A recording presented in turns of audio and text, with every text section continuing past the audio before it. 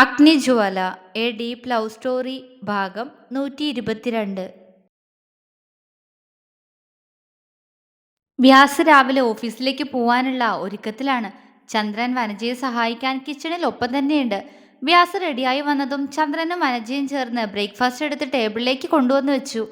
മോനെ, അഗ്നിക്ക് വയ്യാത്തതല്ലേ, ഒന്ന് പോയി കാണണമെന്നുണ്ടായിരുന്നു ഞങ്ങൾക്ക്. വനജ അവനോട് പറഞ്ഞു. വ്യാസ് അവരെ മുഖമുയർത്തി നോക്കി. അത് വേണോ അമ്മേ, അവൻ അങ്ങനെ പറയത്തക്ക പരിക്കൊന്നുമില്ല. ഇനി നിങ്ങൾ രണ്ടാളും കൂടി അവനെ കാണാൻ അങ്ങോട്ട് പോയാൽ മോളുടെ സങ്കടം കൂടിയുള്ളൂ. അല്ലെങ്കിൽ തന്നെ അവന് വയ്യാത്തോണ്ട് അവളുടെ മുഖം എപ്പോഴും വാടിയിരിപ്പാ. വ്യാസ് പറഞ്ഞു. അതൊക്കെ ശരിയായിരിക്കൂടാ, എന്നാലും ഇതറിഞ്ഞിട്ട് പോവാതിരുന്ന മോശമല്ലേ. ചന്ദ്രനും അയാളുടെ അഭിപ്രായം പറഞ്ഞു. രണ്ടാൾക്കും പോണം തന്നെയാണെങ്കിൽ ഈവനിങ് ഞാൻ വന്നിട്ട് പോവാച്ചാ. ജ്വാലയെ വിഷമിപ്പിക്കണ്ടെന്ന് കരുതി പറഞ്ഞതേ ഉള്ളൂ. മോളെ ഒന്ന് കാണുന്നുണ്ടായിരുന്നൂടാ. ഇന്നലെ വൈകുന്നേരം ഞാൻ അവളെ വിളിച്ചിരുന്നു എന്ന് നിന്നോട് പറഞ്ഞില്ലായിരുന്നോ? അപ്പോഴും നല്ല വിഷമത്തിലായിരുന്നു കുട്ടി. അപ്പൊ തൊട്ട് എൻ്റെ മനസ്സിലും ആകെ ഒരു വിഷമം മോനെ. വനജയുടെ സ്വരമിടറി. വ്യാസ് അവരെ ഉറ്റുനോക്കി. ഇന്ന് എന്തായാലും പോവാ അമ്മേ, ഇനി അതിന് വിഷമിക്കണ്ട, ഞാൻ നേരത്തെ വരെ ഇന്ന്. വ്യാസ് പുഞ്ചിരിയോടെ അവരോട് പറഞ്ഞുകൊണ്ട് കഴിച്ചെഴുന്നേറ്റു. വനജയ്ക്കും ചന്ദ്രനും അത് കേട്ട് സന്തോഷമായി. വ്യാസ് അവന്റെ റൂമിലേക്ക് വന്ന് അവന്റെ ഓഫീസ് ബാഗും ഫോണും കയ്യിലെടുത്തു. ചുമരിൽ തൂക്കിയ ലച്ചുവിന്റെ ഫോട്ടോയിൽ നോക്കിയൊന്ന് കണ്ണു ചിമ്മിക്കൊണ്ട് അവൻ പുറത്തേക്കിറങ്ങി. അതേസമയം തന്നെ അവന്റെ ഫോൺ റിങ് ചെയ്തു. വ്യാസ് സംശയത്തോടെ ഫോൺ എടുത്തു നോക്കി. പരിചിതമല്ലാത്ത നമ്പറാണ്. അവൻ സംശയത്തോടെ അതിലേക്ക് നോക്കി. അല്ല, എവിടെ കണ്ടിട്ടുള്ള നമ്പറാ. ആരാണാവോ? സംശയത്തോടെ അവൻ കോൾ അറ്റൻഡ് ചെയ്ത് ചെവിയിലേക്ക് ചേർത്തു. ഹലോ, അവൻ പറഞ്ഞു. മറുവശത്തുനിന്ന് മറുപടി ഒന്നുമില്ല. ഹലോ, കേൾക്കാമോ? ആരാ? അവൻ വീണ്ടും ചോദിച്ചു. അപ്പുറത്തു നിന്ന് ഇപ്പോഴും മറുപടി ഒന്നും കേൾക്കുന്നില്ല. പക്ഷെ പെട്ടെന്ന് ഫോണിലൂടെ അവൻ ഒരു തേങ്ങല് കേട്ടു. വ്യാസിന്റെ നെഞ്ചിടിപ്പുയർന്നു. ഹലോ, അവൻ പതിഞ്ഞ സ്വരത്തിൽ പറഞ്ഞു. ആ തേങ്ങലിൽ നിന്ന് തന്നെ മറുവശത്തുള്ളത് ആരാണെന്ന് അവന് മനസ്സിലായിരുന്നു. പക്ഷെ അയാൾ ഇപ്പോഴും ഒന്നും മിണ്ടുന്നില്ല. ഒരുപക്ഷെ അവന്റെ സ്വരം കേട്ടിരിക്കാൻ അയാൾ അത്രത്തോളം കൊതിക്കുന്നതുകൊണ്ടാവാം. വ്യാസൻ ആ തേങ്ങല് കേൾക്കുന്തോറും ഉള്ളിൽ വല്ലാത്തൊരു പിടച്ചിൽ തോന്നുന്നുണ്ടായിരുന്നു. ഹലോ ഹലോ മീനാക്ഷി, അവൻ ആർദ്രമായി വിളിച്ചു. അവളൊന്ന് മൂളി. വ്യാസിന്റെ കണ്ണുകൾ കലങ്ങി. എന്തിനാ വിളിച്ചേ? അവൻ മൃദുവായ സ്വരത്തിൽ ചോദിച്ചു. എന്തോ അവളോട് ആ സമയം ദേഷ്യം കാണിക്കാൻ അവന് തോന്നിയില്ല. ഈ കഴിഞ്ഞ ദിവസങ്ങൾ കൊണ്ട് തന്നെ അവളെ അത്രത്തോളം അവൻ മിസ് ചെയ്തിരുന്നു. മീനാക്ഷി. അവളുടെ തേങ്ങലിന്റെ ശക്തി കൂടിയതും വ്യാസ് അല്പം ഗൗരവത്തോടെ തന്നെ വിളിച്ചു. വ്യാസേട്ടാ. അവളുടെ പതിഞ്ഞ സ്വരം. ആ ശബ്ദം കേട്ട് ഹൃദയത്തിൽ ഒരു തണുപ്പ് പടരുന്നത് അവനറിഞ്ഞു. വ്യാസേട്ടാ. അവള് വീണ്ടും വിളിച്ചു. എന്തിനാ വിളിച്ചേ? എനിക്ക് കാണാൻ തോന്നുക, അവൾ ഇടർച്ചയോടെ പറഞ്ഞു. വ്യാസന് അവളോട് പാവം തോന്നി. നീ പോയിട്ട് ഇപ്പോൾ ഒരുപാടൊന്നും ആയില്ലല്ലോ, അവൻ കപട ഗൗരവത്തിൽ ചോദിച്ചു. ഇല്ല, പക്ഷെ എന്തോ എന്തോ സ്വപ്നം കണ്ടു, അപ്പൊ കാണാൻ തോന്നുക, അവള് വീണ്ടും പറഞ്ഞു. എന്ത് സ്വപ്നം? അവൻ സംശയത്തോടെ ചോദിച്ചു. വ്യാസേട്ടന്റെ വിവാഹം. അത് ഞാനല്ലല്ലോ കൂടെ. അതെന്താ അങ്ങനെ? അപ്പൊ എന്നെ ഒരിക്കലും കൂടെ കൂട്ടില്ലേ? അവള് തേങ്ങിക്കരഞ്ഞുകൊണ്ട് ചോദിച്ചു. വ്യാസന് ചിരി വന്നു പോയി. ഇങ്ങനൊരു പോത്ത് ഒരു സ്വപ്നവും കണ്ടിട്ടിരുന്ന് കരയാ. അവൻ മനസ്സിൽ ചിരിയോടെ പറഞ്ഞു. ഞാനില്ലേ, എന്നെ മതിട്ടോ. അതാ ലച്ചുവിനിഷ്ടം. എനിക്കും വേറെ ആരോ സ്ഥാനത്ത് എനിക്ക് സഹിക്കാൻ കഴിയില്ല വ്യാസേട്ടാ, അവള് വീണ്ടും പറഞ്ഞു. വ്യാസ് പുഞ്ചിരിയോടെ അവള് പറയുന്നത് കേട്ടു നിന്നു. അവന്റെ മറുപടി ഇല്ലാതിരുന്നതും അവളുടെ ചുണ്ടു പിളർന്നുപോയി. വ്യാസേട്ടാ, എന്നെ കൂടെ കൂട്ടില്ലേ? അവള് വീണ്ടും ചോദിച്ചു. ഓരോ വേണ്ടാത്ത സ്വപ്നം കണ്ട് അത് മനസ്സിലിട്ട് ഇങ്ങനെ കരയാൻ നിനക്ക് വട്ടുണ്ടോ മീനാക്ഷി? നിന്നെന്നല്ല, എനിക്ക് ഈ ജന്മം ആരെയും കൂടെ കൂട്ടാൻ താല്പര്യമില്ല. അവൻ അവളുടെ മറുപടി അറിയാൻ വേണ്ടി കുറുമ്പോടെ പറഞ്ഞു. അതിനേക്കാൾ അവളുടെ ഈ കരച്ചിൽ കേട്ട് അവന് ദേഷ്യം വരുന്നുണ്ടായിരുന്നു. കടുകുപോലെ പൊട്ടിത്തെറിച്ച് നടക്കുന്ന പെണ്ണാ എനിക്ക് ആ മീനാക്ഷിയെ ഇഷ്ടം. അവന്റെ മനസ്സ് പലയാവർത്തി അവളോട് പറഞ്ഞു. മീനു പക്ഷേ മറുപടി ഒന്നും പറഞ്ഞില്ല. അവന്റെ നെറ്റി ചുളിഞ്ഞു. കട്ടാക്കി പോയോ പെണ്ണ്? അവൻ ഫോണ് ചെവിന്ന് മാറ്റി അതിലേക്ക് നോക്കി. ഏയ് ഇല്ലല്ലോ. അവൻ വീണ്ടും ഫോൺ ചെവിയിലേക്ക് തന്നെ വെച്ചു. നിനക്കെന്തെങ്കിലും പറയാനുണ്ടെങ്കിൽ വേഗം പറ, അല്ലെങ്കിൽ വെച്ചിട്ട് പോ, എനിക്ക് ഓഫീസിൽ പോവാനുള്ളതാ, വ്യാസ് ഗൗരവത്തിൽ പറഞ്ഞു. ആ, വെക്കുക. അവള് പറഞ്ഞതും വ്യാസ് അമ്പരന്ന് പോയി. എന്ത് വെക്കുകയാണെന്നോ? ഞാൻ ഇത്രയൊക്കെ പറഞ്ഞിട്ടും ഇവൾക്കൊന്നും പറയാനില്ല എന്നോട്. അവന്റെ മുഖം കനത്തു. എന്നാ വെച്ചോ, അവൻ പറഞ്ഞു. വെക്കുക, പക്ഷെ ഒരു കാര്യം പറയാനുണ്ടായിരുന്നു, അവള് പറഞ്ഞു. പറ. എനിക്ക് നിങ്ങളെ ഒത്തിരി ഇഷ്ടാ. ഈ ജീവിതത്തിൽ ആരെയും കൂടെ കൂട്ടില്ല എന്ന് ശപഥമൊന്നും എടുക്കണ്ട കേട്ടോ. നിങ്ങൾ കെട്ടിയില്ലെങ്കിൽ ഈ മീനു ജീവിതം മൊത്തം എങ്ങനെ കഴിയും? എന്തിനാ വെറുതെ? അതിലും നല്ലത് നമുക്ക് അങ്ങോട്ട് കല്യാണം കഴിക്കണ്ടേ വ്യാസേട്ടാ? എന്നിട്ട് നമ്മുടെ മക്കളൊക്കെ ആയിട്ട് നമുക്ക് സന്തോഷമായിട്ട് കഴിയാന്നേ. അവളിൽ പെട്ടെന്ന് കുറുമ്പ് നിറഞ്ഞു. അവളുടെ സംസാരം കേട്ടതും വ്യാസിനും ചിരി വന്നു പോയി. എങ്കിലും അവൻ ഒന്നും മിണ്ടിയില്ല. മറുപടി ഒന്നും പറഞ്ഞില്ല. മീനു പറഞ്ഞു, എന്തു പറയാൻ, ഇതിന്റെ മറുപടി എത്രയോ തവണ ഞാൻ പറഞ്ഞു കഴിഞ്ഞതാ. നിന്റെ സ്വഭാവം എന്നേക്കാൾ നന്നായി ആർക്കറിയാം. എന്റെ അനിയത്തി നീ കരയിപ്പിച്ചതൊന്നും ഞാൻ മറന്നിട്ടില്ല, മറക്കുകയില്ല. എനിക്കൊരു കൂട്ട് വേണമെന്ന് ഇതുവരെ എനിക്ക് തോന്നിയിട്ടുമില്ല. ഇനി തോന്നിയാലും അതൊരിക്കലും മീനാക്ഷി ആവില്ല. അവൻ കപടഗൗരവത്തോടെ പറഞ്ഞു. മീനുവിന്റെ കണ്ണ് നിറഞ്ഞു. ഞാൻ വെക്കുക, ഇതുവരെ നിങ്ങൾ ഇങ്ങനെ ഫോണിൽ വിളിച്ച് സംസാരിച്ചിട്ടില്ല ഞാൻ. പക്ഷെ എന്തോ ഇന്നലെ ആ സ്വപ്നം, ഹോ, ഒന്ന് വിളിക്കണമെന്ന് തോന്നി. ഇനി വിളിക്കില്ല. അവള് പറഞ്ഞതും വ്യാസിന്റെ മുഖം മങ്ങി. ഇനി വിളിക്കില്ലേ? അവൻ മനസ്സിൽ വിഷമത്തോടെ ചോദിച്ചു.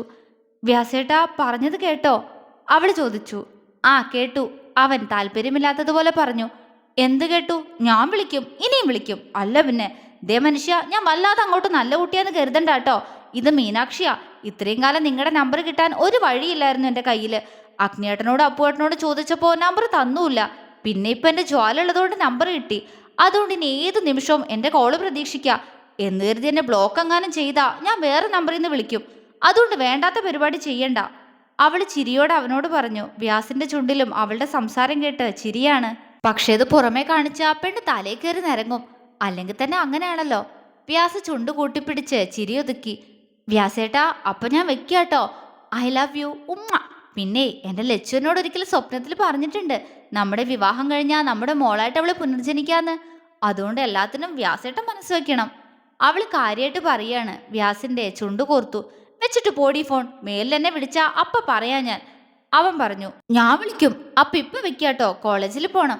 2 മാസം കഴിഞ്ഞ വെക്കേഷനാ. അപ്പൊ ഞാൻ കൗസ്തുഭത്തിൽ വരുന്നുണ്ട്. അന്ന് നേരിട്ട് കാണാട്ടോ. അപ്പൊ ബൈ ഉമ്മ. എൻ്റെ വ്യാസേട്ടൻ ഓഫീസിൽ പൊക്കോ. അത്രയും പറഞ്ഞുകൊണ്ട് അവൾ കോള് കട്ട് ചെയ്തു പോയി. എന്നിട്ടും നിമിഷങ്ങളോളം വ്യാസ ഫോൺ ചെവിയിൽ തന്നെ വെച്ചിരുന്നു. പതിയെ അവൻ ഫോണ് മാറ്റി വെച്ച് ബെഡിലേക്ക് ഇരുന്നു. 2 മാസം, ഇനി 2 മാസം വേണം എൻ്റെ മീനുട്ടിയെ നീ ഇങ്ങോട്ട് വരാൻ. എനിക്കും കാണാൻ തോന്നുന്നല്ലോ, അവൻ വിഷമത്തോടെ പറഞ്ഞു. പതിയെ അവന്റെ ചുണ്ടിൽ ഒരു പുഞ്ചിരി വിരിഞ്ഞു. ആ കാന്താരിക്ക് ഒരു മാറ്റവും വരില്ല. എന്തൊരു പെണ്ണാ അത്. എന്തൊക്കെയാ പറയുന്ന അവള്. കല്യാണാത്രേ, കുട്ടികളാത്രേ, ആകെ ഇത്തിരിയുള്ളൂ കടുകുമണി. അവൻ ചിരിച്ചുപോയി. അഗ്നിയുടെ ഫോണിൽ ഒരിക്കൽ മീനൂട്ടിന്ന് കണ്ട് ഈ നമ്പർ എടുത്ത് നോക്കിയിരുന്നു. പക്ഷെ എൻ്റെ ഫോണിലേക്ക് സേവ് ചെയ്യാൻ തോന്നിയില്ല. പക്ഷെ ഇപ്പോ അവളായിട്ട് എന്നെ വിളിച്ചിരിക്കുന്നു. അവന് വല്ലാത്ത സന്തോഷം തോന്നി. അവൻ അവള് വിളിച്ച നമ്പർ എടുത്തു നോക്കി. അതിൽ മീനൂട്ടി എന്ന് സേവ് ചെയ്തവൻ പെട്ടെന്ന് വാട്സാപ്പിലേക്ക് പോയി. അവളുടെ വാട്സാപ്പ് നമ്പറും അതുതന്നെയാണെന്ന് അവന് മനസ്സിലായി. എന്തിനെന്നില്ലാതെ മനസ്സിൽ സന്തോഷം നിറയുന്നു. അവളുടെ DP എടുത്തു നോക്കി വ്യാസ്. ചിരിയോടെ നിൽക്കുന്ന മീനുവിന്റെ ഫോട്ടോ. അവന്റെ കണ്ണുകൾ എബൌട്ടിലേക്ക് പോയി. കാത്തിരിപ്പിന് സുഖമുണ്ടെന്ന് എല്ലാവരും പറയാറുണ്ട്. പക്ഷെ എന്നെ സംബന്ധിച്ച് ഒരു വേദനയാ ഈ കാത്തിരിപ്പ്. ഒരു നേരിയ പ്രതീക്ഷയോടെയുള്ള ഈ കാത്തിരിപ്പിന് എന്തെങ്കിലും ഒരു അർത്ഥം ഉണ്ടായിരുന്നെങ്കിൽ. അത് വായിച്ച വ്യാസിന് ഒരേ സമയം സന്തോഷവും സങ്കടവും തോന്നി. നിന്നെ കൂടെ കൂട്ടാൻ എനിക്ക് 100 തവണ സമ്മതാണ് എൻ്റെ മീനുട്ടിയെ. പക്ഷെ നീ ഇനിയും മാറാനുണ്ടെന്ന് മനസ്സ് പറയുന്നു. അതുവരെ ഈ കാത്തിരിപ്പ് നല്ലതാണെന്ന് തോന്നുന്നു. അവളുടെ ഫോട്ടോയിലൂടെ തഴുകി അത്രയും പറഞ്ഞുകൊണ്ട് അവൻ ഫോൺ ലോക്ക് ചെയ്ത് പുറത്തേക്ക് നടന്നു. അപ്പോഴും ചുണ്ടിലൊരു നിറഞ്ഞ പുഞ്ചിരി ഉണ്ടായിരുന്നു. അഗ്നിയും ജ്വാലയും കൂടി ഹോസ്പിറ്റലിൽ പോയി അവന്റെ മുറിവ് ഡ്രസ് ചെയ്ത് വന്നു. ശങ്കരേട്ടനാണ് ഡ്രൈവ് ചെയ്തിരുന്നത്. അഗ്നിയുടെ കാറ് ഇന്ന് കിട്ടും. അവന് വേറെ പ്രശ്നമൊന്നും ഉണ്ടായിരുന്നില്ല. പക്ഷെ വേദനയുണ്ടോയെന്ന് ചോദിച്ച് ജ്വാല അഗ്നിയുടെ പിറകെ തന്നെ നടക്കുന്നുണ്ട്. അഗ്നിയാണെങ്കിൽ അവൾ അടുത്തേക്ക് വരുമ്പോൾ എല്ലാം ഓരോ കുറുമ്പ് കാണിച്ചും അവളോടൊപ്പം ഇരിക്കും. ജ്വാല അതൊക്കെ ആസ്വദിക്കുന്നുണ്ടെങ്കിലും അവന്റെ കണ്ണുകളിലെ സ്നേഹം കാണുമ്പോൾ ആകെ ഒരു പരവേശം തോന്നും. ദേഹം തളരുന്നത് പോലെ. വൈകുന്നേരമായപ്പോൾ അഗ്നിക്കൊന്ന് മേല് കഴുകണമെന്ന് തോന്നി. അതുകൊണ്ട് തന്നെ അവനെ കുളിക്കാൻ പറഞ്ഞുവിട്ട് താഴേക്ക് പോയതാണ് ജ്വാല. അവിടെ ചിത്തിരയ്ക്കൊപ്പം കുറച്ചു നേരം ഇരുന്ന് സംസാരിച്ചപ്പോഴേക്കും ചിത്തിര അവൾ അഗ്നിയുടെ അടുത്തേക്ക് തന്നെ പറഞ്ഞു വിട്ടു. കാരണം അവന് വയ്യാതെയാണെങ്കിലും അവൾക്കൊപ്പം ഈ ദിവസങ്ങൾ അഗ്നി ഒരുപാട് എൻജോയ് ചെയ്യുന്നുണ്ടെന്ന് ചിത്തൂന് അറിയാമായിരുന്നു. ജ്വാല ചാരിയിട്ട റൂമിന്റെ വാതിൽ തുറന്നതും കാണുന്നത് ബാത്റൂമിൽ നിന്നും ഇറങ്ങി വരുന്ന അഗ്നിയാണ്. പക്ഷെ അവൻ അവളെ കണ്ടിരുന്നില്ല. അവൻ ഒരു 3/4 ഇട്ടിട്ടുണ്ടെങ്കിലും മുകളിലേക്ക് നഗ്നമായിരുന്നു. ജ്വാലയ്ക്ക് അവന്റെ അർദ്ധനഗ്നമായ ശരീരം കണ്ടതും അവളുടെ മേലാകെ വിറയ്ക്കുന്നത് പോലെ തോന്നി. അവളൊരു വെപ്രാളത്തോടെ പെട്ടെന്ന് പുറത്തേക്ക് തന്നെ ഇറങ്ങിപ്പോവാൻ ശ്രമിച്ചു. പക്ഷെ പെട്ടെന്ന് എന്തോ കണ്ടതുപോലെ അവളൊരു പകപ്പോടെ അഗ്നിയെ തിരിഞ്ഞു നോക്കി. അവളുടെ കണ്ണുകൾ അവന്റെ ടാറ്റൂലായിരുന്നു.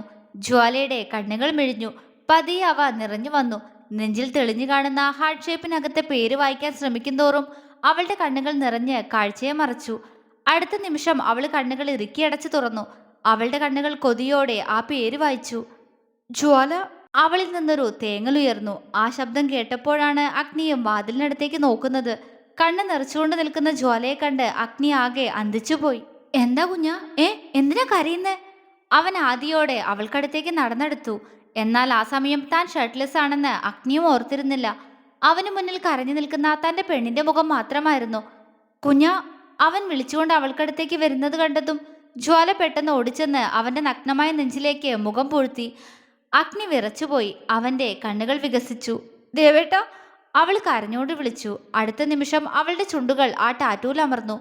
ശരീരം മൊത്തത്തിൽ ഒരു മിന്നല് പാഞ്ഞതുപോലെ അഗ്നി അങ്ങനെ തന്നെ നിന്നുപോയി. അവന്റെ കണ്ണുകൾ നിറഞ്ഞു. അവൾ കരയുന്നതിന്റെ അർത്ഥം ഇപ്പൊ അവന് മനസ്സിലായിരുന്നു. അഗ്നി അവളെ തന്റെ നെഞ്ചിലേക്ക് വരിഞ്ഞു മുറുക്കി പിടിച്ചു. അവളുടെ കൈകളും തന്നിൽ മുറുകുന്നുണ്ട്. അവൾ തേങ്ങി തേങ്ങി കരയുകയാണ്. പക്ഷെ അപ്പോഴും പലതവണ അവളുടെ ചുണ്ടുകൾ ആ ടാറ്റൂവിൽ അമർന്നു കഴിഞ്ഞിരുന്നു. തുടരും.